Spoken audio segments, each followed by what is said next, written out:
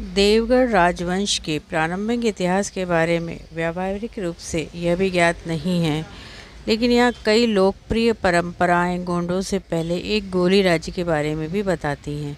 एक स्थानीय परंपरा के अनुसार देवगढ़ मूल रूप से एक गोली राज था। इसे शरफ शाह ने जीत लिया था, जो कि गढ़ा का एक महान राजा था। जाटवा इसी जिसे अजान बाहू जाटवा के नाम से भी जाना जाता है, इसी राजवंश के संस्थापक के नाम में इसी संस्थापक के वंश के 8वें थे और उन्हें ऐसा इसलिए कहा जाता था क्योंकि उनकी भुजाएं लंबी थी, इसलिए उन्हें अजान बाहू कहा जाता था। उनकी उंगलियां उनके घुटनों तक पहुंचती थी, ऐसा कहा जाता है। कहा जाता है कि जाटवा ने अकबर के शासनकाल के दौरान शासन किया।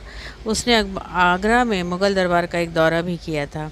जाटवा स्वयं स्पष्ट रूप से केवल एक छोटा स्थानीय जमींदार था। देवगढ़ के सरदारों का पारिवारिक इतिहास एक मराठी दस्तावेज में भी दर्ज है, जो देवगढ़ घराने के तत्कालीन पेशन भोगी वंशज के ससुर कुंवर दौलत शाह के पास था।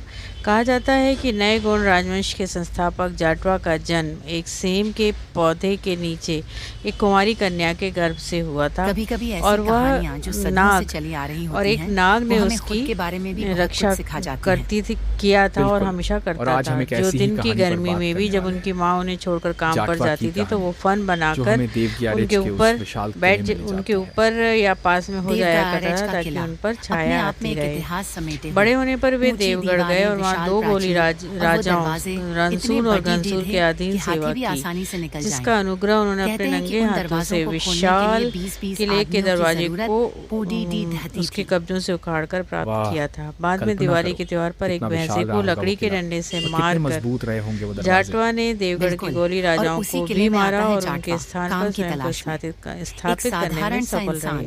लेकिन जाटवा का उल्लेख अबुल फजल द्वारा रचित आईने अकबरी में भी किया गया है। जाटवा द्वारा जारी सिक्के आज भी मौजूद हैं। उनके राज्य के प्रमुख नगरों का उल्लेख अबुल फजल के लेखों में अक्सर मिलता है और खंडर उनके जो पूर्व महत्व की गवाही देते हैं कि वो कितने महत्वपूर्ण बड़े राजा रहे होंगे। उनके वंशज न केवल नागपुर में आज भी बल्कि उसके पहली जो राजधानी थी उसके आसपास भी वो रहते हैं और वो इसके लिए प्रसिद्ध हैं।